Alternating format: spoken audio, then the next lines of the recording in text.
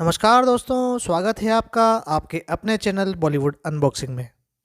दोस्तों, अमिताभ बच्चन और शत्रुघ्न सिन्हा संघर्ष के दिनों के साथी रहे हैं। दोनों सबसे पहले फिल्म परवाना में एक साथ दिखाई दिए थे, जिसमें अमिताभ बच्चन ने विलेन का किरदार निभाया था। लेकिन ये किरदार ठीक वैसा ही था जैसा फिल्म डर में शाहरुख खान का। इस फिल्म में शत्रुघ्न सिन्हा वकील के एक छोटे से लेकिन प्रभावकारी भूमिका को निभाते हुए दिखाई दिए थे। फिल्म परवाना के बाद दोनों एक कम चर्चित फिल्म रास्ते का पत्थर में दिखाई दिए। फिल्म रास्ते का पत्थर में इन दोनों के अलावा जो कलाकार थे वे थे लक्ष्मी छाया, प्रेम चोपड़ा, नीता कल्याणी, आशित सेन और सत्यन कप्पू। फिल्म रास्ते का पत्थर की कहानी को बाद में अनुराग बसु ने दोहराया अपनी फिल्म लाइफ इन मेट्रो में। दोस्तों, इस गुमनाम सी फिल्म रास्ते का पत्थर के अलावा अमिताभ बच्चन और शत्रुघ्न सिन्हा ने काला पत्थर, दोस्ताना, शान और नसीब में एक साथ साथ काम किया।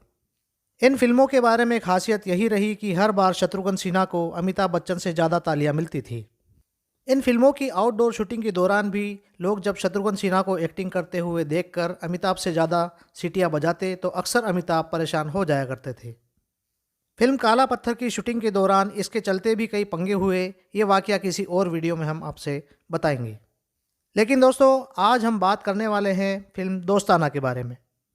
दोस्तों, सलीम जावेद की लिखी फिल्म दोस्ताना दो दोस्तों की कहानी है, जिसमें से एक पुलिस इंस्पेक्टर है विजय और दूसरा है वकील रवि। दोनों अपने पेशे में माहिर है और दोनों का एक ही लड़की से प्यार हो जाता है जिसका नाम है शीतल। शीतल का किरदार यहाँ निभाया था अभिनेत्री जीनत अमान ने। दोस्तों, सलीम जावेद की फिल्मों में एक बात नोट करने वाली थी कि उनकी लगभग 4 फिल्मों में लीड कैरेक्टर्स के नाम विजय और रवि ही रहते थे, जैसे दीवार, त्रिशूल, काला पत्थर, शान और दोस्ताना। दोस्तों, फिल्म दोस्ताना की मेकिंग के भी कई दिलचस्प किस्से यहाँ हैं। दोस्तों, अपने समय के बहुत ही चर्चित एक्टर कम कॉमेडियन आई.एस. जौहर के छोटे भाई यश जौहर देव आनंद की कंपनी नवकेतन फिल्म्स के लिए काम करते थे।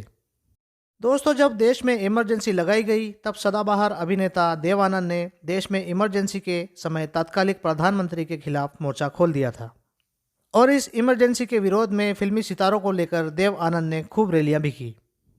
इसी दौरान उन्होंने अपने ऑफिस में काम करने वाले यश जौहर को खुद ही फिल्म बनाने को कहा। दोस्तों, इससे पहले भी देव आनंद गुलशन राय को फिल्म जोनी मेरा नाम से प्रोड्यूसर बना चुके थे, जिसका जिक्र हम हमारे पिछले वीडियो में कर चुके हैं, जो आप ऊपर आई बटन पर क्लिक करके देख सकते हैं। दोस्तों, उधर देव आनंद राजनीति करने में व्यस्त थे और इधर यश जौहर ने सलीम जावेद की एक कहानी ली और नवकेतन फिल्म्स के अपने सारे साथी जैसे जीनत अमान और प्रेम चोपड़ा से बात करके अमिताभ बच्चन को फिल्म के लिए साइन कर लिया। दोस्तों, 1977 में जब फिल्म दोस्ताना लॉन्च हुई थी तो इसका मुहूर्त क्लेप यश जौहर के बड़े भाई आई.एस. जौहर ने दिया था। दोस्तों, यश जौहर की फिल्मों की बात करें तो सुनील दत्त के साथ फिल्म मुझे जीने दो से फिल्म प्रोडक्शन सीखने की शुरुआत करने वाले यश जौहर को पब्लिसिटी मिली देव आनंद की फिल्म गाइड से, जिसको तय किए हुए बजट के हिसाब से पूरा करने में यश जौहर ने बहुत मदद की थी। देव आनंद ने ही बाद में यश जौहर को अपनी फिल्मों ज्वेल थीप, प्रेम पुजारी और हरे रामा हरे कृष्णा का भी प्रोडक्शन सौंपा था। बतौर प्रोड्यूसर अपनी पहली फिल्म दोस्ताना में यश जौहर पहले देव आनंद के बड़े भाई विजय आनंद को ही एज ए डायरेक्टर लेना चाहते थे। दोनों के बीच उन दिनों कई मीटिंग्स भी हुई फिल्म को लेकर, लेकिन उन दिनों विजय आनंद अपनी फिल्म राम बलराम और राजपूत बनाने में बिजी थे। दोस्तों, अब मामला डायरेक्टर राज खोसला पर आकर टिका। तब तक फिल्म के हीरो थे अमिताभ बच्चन और विनोद खन्ना। विनोद खन्ना को स्टार बनाने में राज खोसला की फिल्मों मेरा गांव मेरा देश, कच्चे धागे और मैं तुलसी तेरे आंगन की का बड़ा हाथ रहा था। विनोद खन्ना भी राज खोसला पर आंख बंद कर विश्वास कर लेते थे। लेकिन राज खोसला ने जब फिल्म दोस्ताना की स्क्रिप्ट पढ़ी तो उन्हें लगा कि इसमें वकील का जो रोल विनोद खन्ना करने जा रहे हैं उसमें तो जान ही नहीं है। ये रोल विनोद खन्ना के स्टारडम के हिसाब से सही नहीं है। राज खोसला ने इस बारे में यश जौहर से बात की तो यश जौहर ने उनसे ही पूछ लिया कि विनोद की जगह कौन सा दूसरा हीरो फिट बैठेगा। तब राज खोसला ने तुरंत ही शत्रुघ्न सिन्हा का नाम ले लिया। दोस्तों, फिल्म दोस्ताना के इंटरवल के ठीक पहले के सीन का भी एक अलग किस्सा है।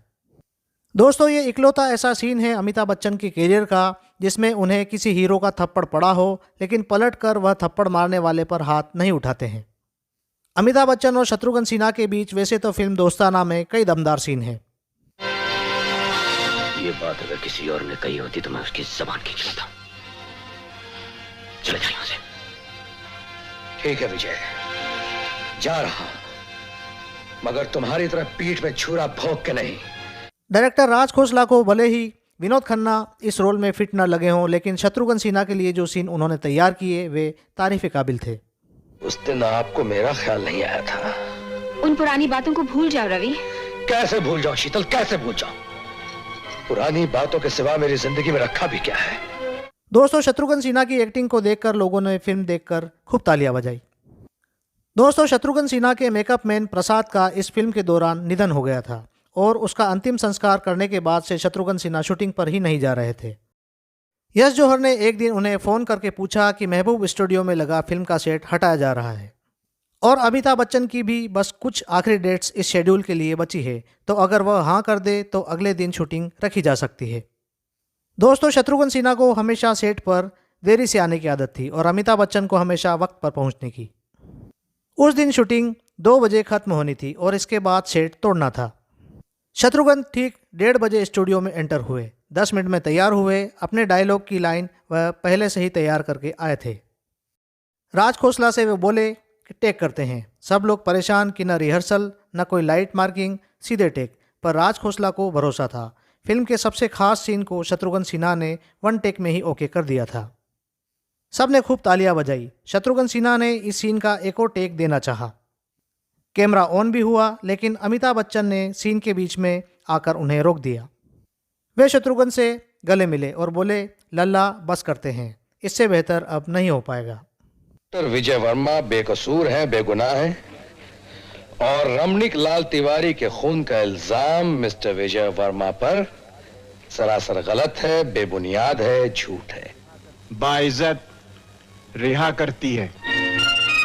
दोस्तों, शत्रुघ्न सिन्हा ने अपनी बायोग्राफी में कई बातों का खुलासा किया है।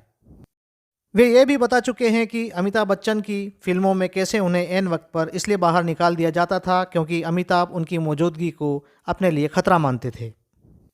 दोनों का दोस्ताना फिल्म दोस्ताना की तरह रियल लाइफ में भी लंबे समय तक बिगड़ा रहा, लेकिन अब दोनों अच्छे दोस्त हैं। दोस्तों, इस फिल्म दोस्ताना में काम करने वाले प्रेम चोपड़ा और अमरीश पुरी ने शिमला में साथ में थिएटर भी किया था और दोनों अच्छे दोस्त भी हैं। हालांकि अमरीश पुरी थिएटर में प्रेम चोपड़ा के सीनियर थे, लेकिन इस फिल्म में अमरीश पुरी ने प्रेम चोपड़ा के गुंडे का रोल किया है। अमरीश पुरी की आवाज़ तब तक विविध भारती के नाटकों, खास तौर पर हवा महल में प्रसारित उनके एक नाटक से काफ़ी फेमस हो चुकी थी। उनके फैंस ने उन्हें इस फिल्म में उनकी आवाज़ से ही पहचाना था। आगे चलकर अमरीश पुरी हिंदी सिनेमा के बहुत बड़े विलेन भी बने। दोस्तों, फिल्म दोस्ताना में प्राण, हेलन, शरद सक्सेना, पेंटल, गोगा कपूर, विकास आनंद और इफ्तिकार ने भी खास रोल निभाए थे। और साल 1980 में रिलीज़ हुई फिल्मों में कमाई के मामले में फिल्म दोस्ताना चौथे नंबर पर रही थी। इस साल कमाई का रिकॉर्ड फिरोज़ खान की फिल्म कुर्बानी ने बनाया था, जिसमें फिरोज़ खान अमिताभ को लेना चाहते थे और फिल्म बनी थी विनोद खन्ना के साथ। दोस्तों, फिल्म कुर्बानी उस साल नंबर 1 पर रही थी। दूसरे नंबर पर थी जितेंद्र और रीना राय की फिल्म आशा और तीसरे नंबर पर रही थी फिल्म राम बलराम। दोस्तों, कमल हासन ने बाद में इस फिल्म की तमिल रीमेक सत्तम के नाम से बनी थी। इस फिल्म में शत्रुघ्न सिन्हा वाला रोल निभाया था अभिनेता शरद बाबू ने और फिल्म की हीरोइन थी माधवी। दोस्तों, फिल्म दोस्ताना सलीम जावेद की उन गिनी चुनी फिल्मों में शामिल है जिसका संगीत काफ़ी हिट रहा था। फिल्म में आनंद बख्शी के लिखे गाने और लक्ष्मीकांत प्यारेलाल के संगीत से सजे गाने काफ़ी हिट रहे थे। फिल्म का सबसे हिट गाना था मोहम्मद रफ़ी और किशोर कुमार की आवाज़ में गाना था बने चाहे दुश्मन ज़माना हमारा, सलामत रहे दोस्ताना हमारा। दोस्तों, इस फिल्म के निर्देशक राज खोसला ने अपनी ही निर्देशित की हुई एक फिल्म CID का सीन फिल्म दोस्ताना में कॉपी कर लिया था। दरअसल फिल्म CID में एक सीन में देव आनंद महमूद से पूछताछ करते हैं। महमूद को लॉकअप में ले जाया जाता है और वहीं 2 गुंडे जेल में महमूद को मार देते हैं। पुलिस कस्टडी में हुई इस मौत का सारा इल्ज़ाम देव आनंद पर आ जाता है और उन्हें सस्पेंड कर दिया जाता है। राज खोसला ने 20 साल बाद यही सीन अमिताभ बच्चन और अभिनेता सज्जन के साथ कॉपी कर दिया फिल्म दोस्ताना में, जबकि यह सीन सलीम जावेद की स्क्रिप्ट में था ही नहीं। दोस्तों, इस फिल्म के सिनेमेटोग्राफर थे नरीमन ईरानी। यह उनकी आखिरी फिल्म थी। इस फिल्म को बाद में उनके कलीग्स ने पूरा किया। दोस्तों, नरीमन ईरानी वही शख्स हैं जिसका कैरियर बचाने के लिए फिल्म डॉन को बनाया गया था। दोस्तों, जीनत अमान ने साल 1980 में 2 हीरो वाली 3 फिल्में की थी। अमिताभ और शत्रुघ्न सिन्हा के साथ दोस्ताना, विनोद खन्ना और फिरोज खान के साथ कुर्बानी और शत्रुघ्न सिन्हा और विनोद खन्ना के साथ फिल्म बॉम्बे 405 माइल। दोस्तों, फिल्म दोस्ताना की सक्सेस पार्टी में यश जौहर ने जॉन जॉनी जनार्दन नाम की एक फिल्म का अनाउंसमेंट किया था जिसे मनमोहन देसाई डायरेक्ट करने वाले थे, लेकिन ये फिल्म वे बना नहीं सके। बाद में इसी नाम से डायरेक्टर टी रामाराव ने रजनीकांत को लेकर एक फिल्म बनाई थी जिसमें रजनीकांत के ट्रिपल रोल रखे गए थे। इस फिल्म में रजनीकांत पिता और 2 बेटों के रोल में थे और उनके सामने पूनम ढिल्लो और रति अग्निहोत्री को कास्ट किया गया था। यह फिल्म 1984 में रिलीज हुई थी। दोस्तों, फिल्म दोस्ताना से ही प्रोडक्शन हाउस धर्मा प्रोडक्शन की नींव रखी गई थी। आज यश जौहर के बेटे करण जौहर इस प्रोडक्शन हाउस को संभाल रहे हैं। दोस्तों, साल 2002 में निर्देशक संजय गुप्ता, संजय दत्त, फरदीन खान, शिल्पा शेट्टी को लेकर दोस्ताना नाम की एक फिल्म बना रहे थे, लेकिन किसी कारणवश ये फिल्म बन नहीं पाई। दोस्तों, आज के वीडियो में बस इतना ही। वीडियो में दी गई जानकारी अच्छी लगी हो तो वीडियो को लाइक करें और हमारे चैनल बॉलीवुड अनबॉक्सिंग को सब्सक्राइब जरूर करें। धन्यवाद।